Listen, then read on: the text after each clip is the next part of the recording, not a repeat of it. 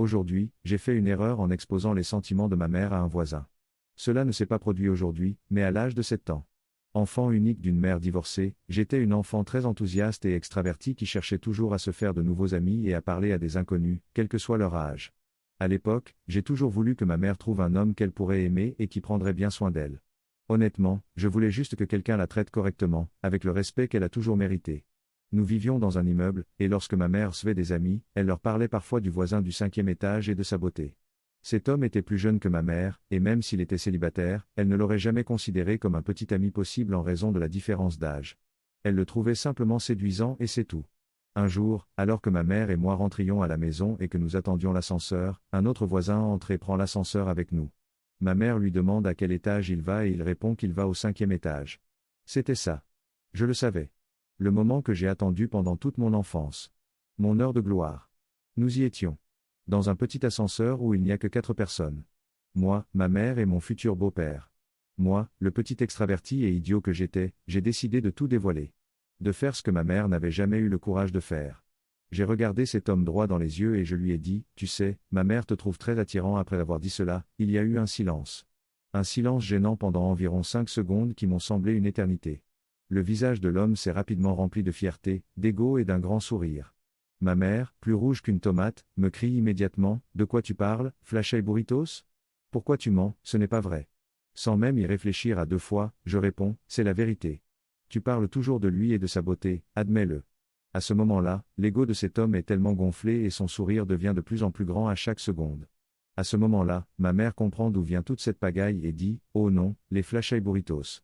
Ce n'est pas lui, c'est le voisin du 5e étage que je trouve beau. » Cet homme est l'ex-mari de Déborah. Déborah était une autre femme qui venait de divorcer et qui avait 2 enfants en bas âge, elle vivait également au 5e étage. À ce moment-là, je réalise le gâchis que je viens de faire. Cet homme n'est pas là parce qu'il habite au 5e étage. Il est venu chercher les enfants de son ex-femme récemment divorcée.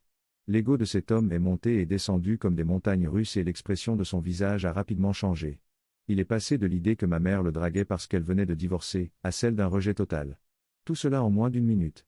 Lorsque nous sommes rentrés à la maison, j'ai été puni et ma mère a appelé Déborah pour lui expliquer ce qui s'était passé et lui dire qu'elle ne voulait pas draguer son ex-mari. Trop long. Je n'ai pas lu. J'ai dit à l'ex-mari du voisin que ma mère était amoureuse de lui, parce que je l'ai confondu avec un autre voisin. J'ai été puni et ma mère a dû s'expliquer et s'excuser auprès du voisin.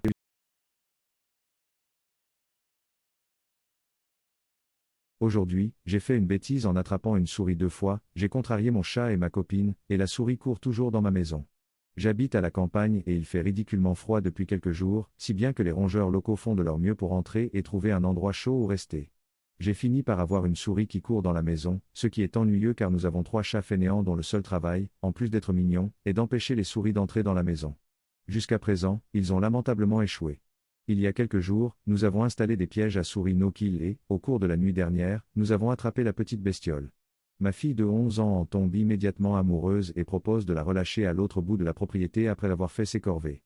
Elle pose la souricière sur le comptoir et nous partons toutes les 2 faire notre travail. D'une manière ou d'une autre, la souris sort du piège. Nous ne savons pas trop comment, mais nous revenons au bout d'une trentaine de minutes et le piège est vide. Plus tard dans la journée, l'un des chats passe un temps inhabituel dans la salle de bain, à renifler la base d'une des armoires. Comme le chat, il s'appelle Boots, est un chat domestique paresseux et bon à rien, avec une longue histoire d'abrutissement, je suppose qu'il a vu un gribble et je ne fais pas attention à lui. Au bout d'un temps franchement embarrassant, je réalise enfin que je suis aussi épais qu'un pudding d'une semaine et je fais le lien entre le chat qui agit bizarrement et la souris manquante. Je vais dans la salle de bain et j'incline le meuble vers l'avant, Boots, qui, je dois l'ajouter, n'a jamais vu de souris de sa vie, plonge instantanément derrière. Une petite bagarre s'ensuit, et environ 3 secondes s'écoulent avant qu'il ne sorte de derrière l'armoire, la souris serrée dans ses mâchoires. La jeune fille de 11 ans, qui est toujours amoureuse de cette souris, se précipite et arrache la souris frétillante au chat. La souris allait bien, pas de blessure, pas de sang, pour autant que j'ai pu le constater, elle était en parfaite santé. Elle la transporte à travers la maison jusqu'à la porte d'entrée, en passant devant ma petite amie, qui est déconcertée, et je prends la souris par la queue pendant que ma fille met ses chaussures. Alors que je raconte à ma copine les exploits de Monsieur Boots, le voilà qui traverse la maison en se pavanant, et c'était incontestablement un pavillon. La première chose que je me dis, c'est tu sais, ça ferait une belle photo. Dans mon infinie sagesse, je demande à ma copine d'ouvrir son appareil photo pendant que je me baisse pour attraper Boots. C'est le moment idéal pour se souvenir, le chat paresseux et bon à rien, qui passe ses journées à manger, à dormir et à trouver de nouveaux endroits intéressants dans la maison pour cacher ses crottes, a fait quelque chose de productif et de carrément impressionnant. Je me prépare à poser pour la photo, la souris se balançant par la queue dans une main et le chat se trouvant sous mon autre bras. Je souris, ma copine lève l'appareil photo et, à ce moment-là, tout s'écroule. Le chat voit la souris se balancer à moins d'un pied de son visage. Le monde s'arrête net. Le décor est planté pour une tempête de circonstances parfaites.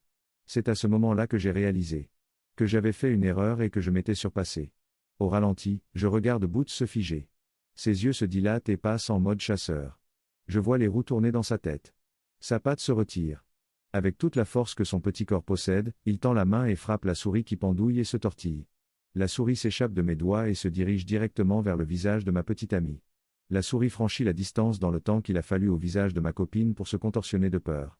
Elle l'a frappé en plein menton et, avant qu'elle n'ait eu le temps de faire autre chose que de sursauter, la souris a réalisé une prouesse impressionnante en s'élançant dans les airs et en traversant le comptoir de la cuisine. Je la regarde disparaître de l'autre côté du comptoir et, avant que j'aie eu le temps de la contourner, la souris s'est évanouie comme si elle n'avait jamais existé. Je me retrouve donc avec une souris qui m'a trompé 2 fois dans la même journée. Ma fille trouve la situation hilarante, je suis d'accord avec elle, Boots m'en veut parce que j'ai laissé son dîner lui être enlevé, je vois ce qu'il veut dire, ma copine est furieuse que je lui ai jeté une souris et elle dit que c'est de ma faute si elle s'est échappée, elle n'a pas tort, même si je suis apparemment un idiot d'avoir blâmé le chat, et j'ai toujours une souris dans ma maison.